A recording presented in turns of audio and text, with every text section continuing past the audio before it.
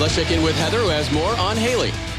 Thanks, Dave. Just a few weeks ago, we saw 17-year-old Haley Deegan make history by becoming the first female to win a NASCAR K&N Pro Series race after pulling the bump and run on her teammate Cole Rouse on the final lap to get the victory at Meridian Speedway. Now, you have to wonder how that young lady accomplished these goals. Coming into the season, she made a list, including getting a top 5 finish, leading a race, winning a Polaroid, and of course, getting that first win. Now, I asked her, now that you've checked off all those accomplishments off your list, what are your goals going into these final 2 races? And she told me she just wants to prove to people that she can run up front, lead as many laps as possible, and stay consistent while minimizing mistakes. She also said that she isn't sure what her immediate future in her career holds, but it's going to be fun to watch this up-and-coming driver climb the ranks of NASCAR. Thanks, Jason. Following the race at Williams Grove Speedway, American Flat Track officials reviewed all available footage of the on-track incident between Johnny Lewis and Kenny Coolbeth Jr.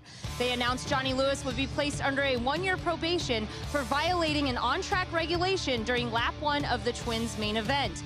Kenny Coolbeth's penalties for striking Lewis under the red flag include a 1-race suspension, $2,500 fine, and a 1-year probation. Jared Mees once again clinches the championship. Last year, you were able to clinch in your home state of Pennsylvania. Here today at Springfield, another special place for you. The smile on your face says it all. Tell us about this championship. Speaking of team, you've got your wife, Nicole, here. We're going to go ahead and bring her over. Family's really important for you guys.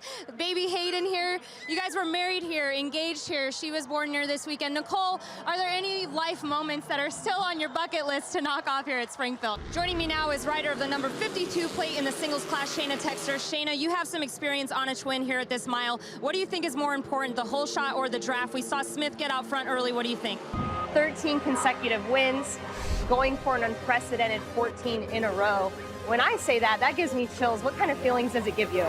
TT tracks are unique race tracks, one of which you got left and right hand turns, but then you have the jump, which we're looking at right now. Kind of tell us the technique on going into this part of the racetrack. Between you and I've got to know, you need to tell me your secrets on why you're so fast here. I don't know, I think 2 pair of underwear.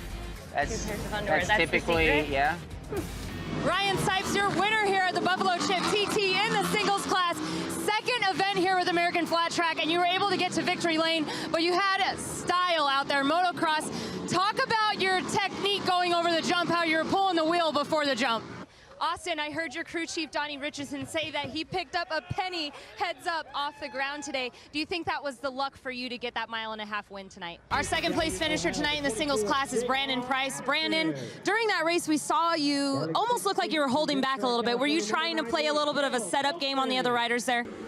One of the challenges right now in this main event for the riders is visibility. I got a chance to catch up with the 17 of Henry Wiles prior to this main event, and he was actually adding extra tear-offs to his helmet. He said that because of the mist out here, it makes it very hard to see even when you're by yourself. He said it's like running 120 miles per hour on the freeway with no windshield wipers. Not only that, the dirt immediately sticks to those tear-offs, so these riders are going through them quickly, and it makes it challenging for them to not only see the riders around them, but the track as well. A lot of discussion was happening there for the 99 on whether they would take 4 tires or not, but he did say that they were too tight from the get-go on that last run, so he is still battling tight conditions. It's going to be 4 tires and Sunoco fuel. Jim?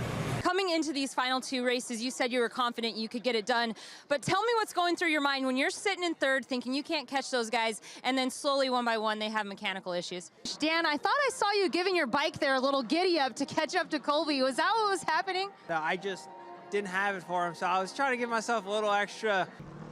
Here at the Sacramento Mile, Dunlop provided these riders with 2 tire compounds, the 2 harder compounds in the R8 and the R10. Earlier today in the practice and qualifying sessions, we saw many of the riders on that R8, including the heats and the semis. Ultimately, though, AFT mandated that the riders need to be on the stiffer compound of the R10, so they gave them an extra practice session to scuff in that tire. But one interesting thing that we did see was Jared Mees ran that R10 in his heat, so we'll see if that gives him an advantage in the main event tonight.